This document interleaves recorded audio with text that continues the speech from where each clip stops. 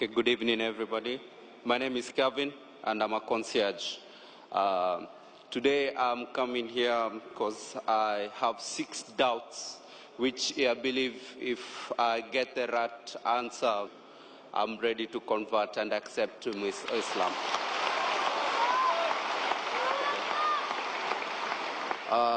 To start with, on my first question, is that how do I know that Islam is the right way to worship?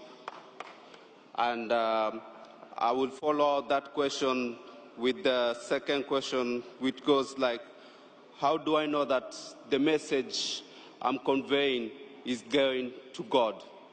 Okay? And my third question, since Dr. Zaki, I've been listening to you before, you have said before and you have preached that there's no way you can go to heaven without strictly abiding to the commandments that were given to Moses.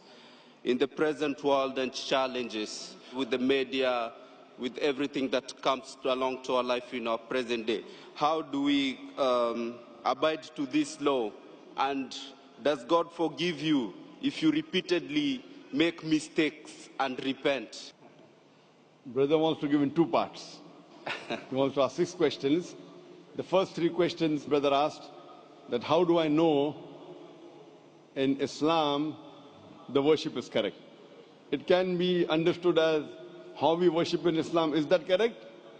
Or it can mean that is Islam the correct religion? What do you mean? Do you want to know that the way you worship in Islam, is it the right way, or is Islam the correct religion of worship? The first question the brother asked, he wants to know, how will he come to know that is Islam the correct religion we should follow?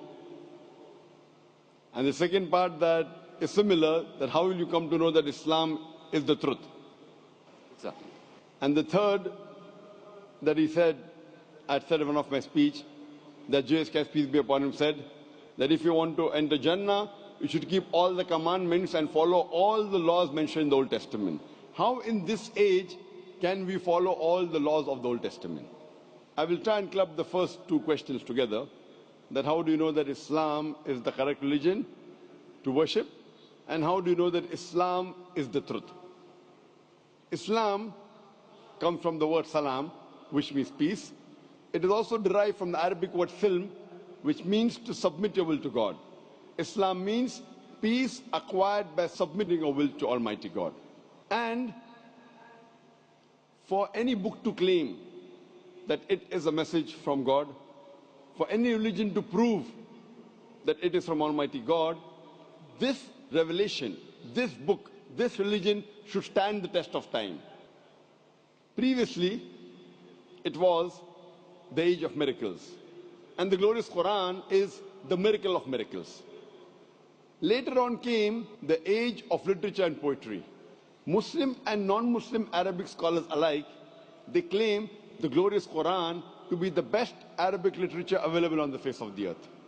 But today, if a religious book says in a very poetic fashion, the world is flat, will a mortal man believe?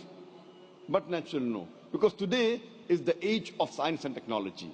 So if we put this test of science and technology to all the religious scriptures that we have today, of the different religions of the world, all of them fail the test except the Quran. And I've given a lecture on the topic Quran and modern science, compatible or incompatible. Time does not permit me to give a full lecture in this question and answer session. But I'd like to mention that Albert Einstein said, the famous physicist and the Nobel Prize winner, that science without religion is lame, and religion without science is blind. Let me remind you, the glorious Quran is not a book of science, S-C-I-E-N-C-E, but it's a book of signs, S-I-G-N-S. And there are more than 6,000 signs, more than 6,000 ayats in the glorious Quran, out of which more than 1,000 speak about science. Now, if you compare the scientific facts that we have come to know, we find that what science has discovered recently, maybe 50 years back, 100 years back, 200 years back, 400 years back, the glorious Quran has mentioned 1400 years ago. The Quran speaks about the creation of the universe in Surah Anbiya, chapter number 21, verse number 30. What the scientists discovered recently about the Big Bang. What they discovered 50 years back is mentioned in the Quran 14 years ago. We came to know that the earth is spherical in 1577 when Sir Francis Drake sailed around the earth. The Quran says in Surah Naziyat, chapter number 79, verse number 30, that we have made the earth egg-shaped, wal arda ba'da zalika dahaha, referring to the egg of an ostrich, and we know the egg of an ostrich is geospherical in shape. We previously thought that the light of the moon was its own light. Recently we came to know 100 years back, 200 years back, 300 years back, that the light of the moon is reflected light, not its own light. This is mentioned in the Quran 14 years ago in Surah Furqan, chapter number 25, verse number 61. So who could have mentioned all these facts in the Quran which we came to know recently? Previously, when I was in school, I had learned that the sun revolves but does not rotate about its own axis. Quran mentions in Surah Anbiya, chapter 21, verse number 33, that the sun, besides revolving, it also rotates about its axis. Today, science has come to know that besides the sun revolving, it even rotates about its axis, which is mentioned in the Quran 14 years ago. In this way, the Quran speaks about botany, about biology, about zoology, about embryology, about genetics, all which we came to know recently in science, 50 years back, 100 years back, 300 years back, 500 years back. So if we put this test of science today to all the religious scriptures, the only religious scripture that passes this test is the glorious Quran. Today, science hasn't advanced so much that it knows everything. So I tell the people that if you analyze the Quran, we come to know approximately 80% what the Quran speaks about science. Today, science has confirmed it is 100% correct. There may be about 20% which is ambiguous, neither right, neither wrong. So my logic says when 80% is 100% correct, the balance 20% inshallah will also be correct. So it is a logical belief. There is not a single verse in the Quran which has been disproved by scientific fact. There may be hypotheses which may not agree with the Quran, but there is not a single verse in the Quran which is disproved by any scientific fact. So based on this, if we put this test to any scripture, the only religion, the only scripture that passes this test is Islam and Quran. I started the question and answer session by quoting a verse of the Quran from Surah Isra, chapter number 17, verse number 81, which says, وَقُلْ جَاءَ الْحَقُّ وَزَاقَ الْبَاطِلِ إِنَّ الْبَاطِلَ كَانَ زَهُوقًا. Say that truth has arrived and falsehood perishes. For falsehood is by its nature bound to perish. So if you put this test, the only religion that passes the test, the only truthful religion which is not corrupted, that's the reason William Moore said that the only religious scripture, he said 200 years back, being a critic of Islam, the only religious scripture that has not been altered and has maintained its pure form for 1200 years, it is the glorious Quran. So based on these facts, the only religion we can think and can understand and can believe it is truthful and correct, it is the Quran. As far as the third question is concerned, that I had mentioned in my speech that Jesus Christ, peace be upon him, said that you have to follow the commandments in the Old Testament. I was quoting the verse of the Bible, Gospel of Matthew, chapter number 5, verse number 17 to 20, where Jesus Christ, peace be upon him, says that unless your righteousness exceeds the righteousness of the scribes and the Pharisees, in no way shall you enter the kingdom of heaven. So if you have to be a good Christian at the time of Jesus Christ, peace be upon him, if you want to enter paradise, you have to follow all the commandments of the Old Testament. You cannot break a single jot or a tittle. If you do that, you shall be called least in the kingdom of heaven. So based on this verse of the Bible of Gospel of Matthew, chapter 5, verse 17 to 20, you have to follow each and every law of the Old Testament. And your question was very good and very logical.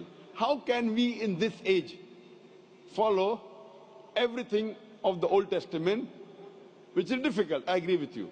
That's the reason Jesus Christ, peace be upon him, also said in the Gospel of John, chapter number 16, verse number 12 to 14.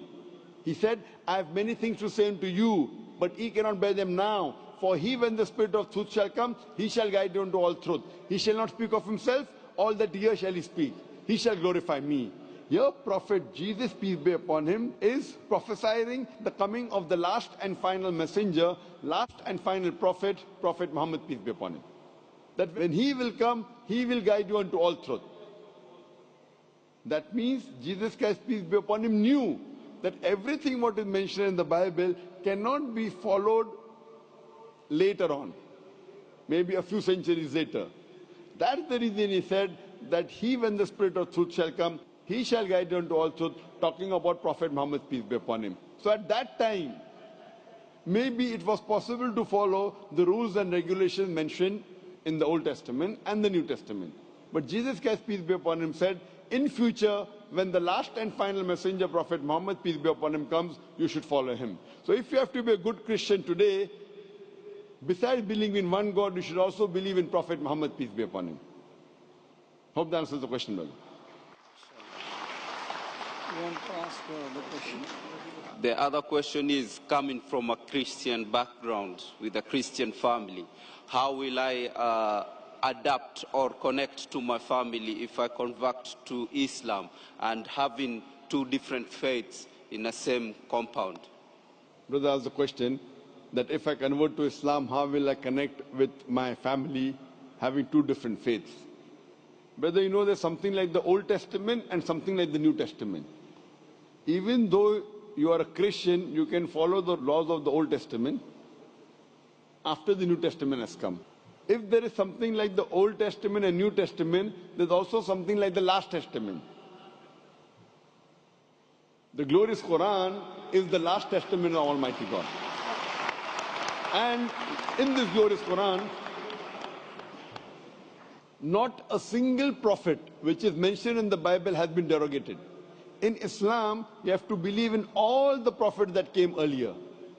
And there are no less than 25 prophets which are mentioned in the Quran. And all of them, except for Prophet Muhammad and a couple of them, they are mentioned in the Bible. So, we have to respect all the prophets of Almighty God. And our beloved Prophet Muhammad said that Almighty God has sent 124,000 messengers on the face of the earth. So if you become a Muslim, you do not have to disrespect any of the prophets mentioned in the Bible. In fact, you will have to tell them, I am following 100% what Jesus Christ, peace be upon him, said.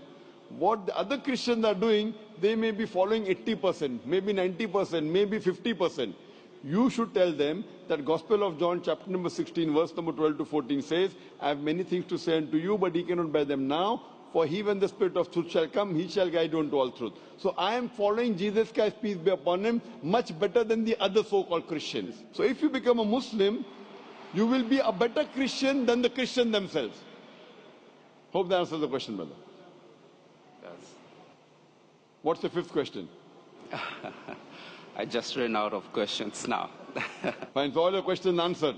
Yes, it has. Thank So you. now are you convinced about the religion of Islam? I'm convinced about the religion of Islam and I'm ready to accept Islam. Do you believe that there is one God? I'm sorry? Do you believe that there is one God? I believe there is one God. Do you believe Jesus Christ, peace be upon him, is God? I believe Jesus Christ was the messenger of God. MashaAllah. Do you believe that Prophet Muhammad, peace be upon him, is the last and final messenger? I believe Prophet Muhammad was the last and final MashaAllah. messenger. Brother, is anyone forcing you to accept Islam? I'm ready to accept. Is anyone forcing you to accept Islam? Nobody's forcing me. Are you It's my doing out of your decision I'm free making will? from myself. Out of Yes. your free will, out of your own conviction? Out of my own heart. Because forcing anyone into Islam is prohibited in our religion, and it is prohibited even by laws of most of the countries in the world. So you're doing it out of a free will, inshallah. I'm doing it out of free will. I will say in Arabic, and inshallah you can repeat it. Ashhadu Ashhadu Allah Allah ilaha ilaha illallah illallah wa ashhadu wa ashhadu anna anna Muhammadan Muhammadan abduhu abduhu wa rasuluhu. wa rasuluhu. I bear witness. I bear witness. I bear witness I bear witness that there is no God there is no God but Allah, but Allah, and and Muhammad Muhammad is is the messenger the messenger and servant of Allah. and servant of Allah. MashaAllah, you have become Muslim. And I pray to Allah subhanahu wa ta'ala that He guides you and He helps you to guide your family to come to the religion of peace. And I pray to Allah subhanahu wa ta'ala to give you the best in this world as well as in the next life. Alhamdulillah. Amen. Assalamu alaikum. Alhamdulillah, Dr. Zak, I appreciate for the decisions I've made. I can already feel the welcoming and the love around me.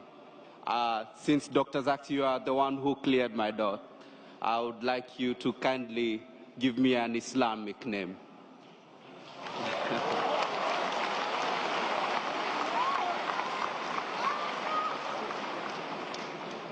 So if you accept Islam, you want me to give you a name?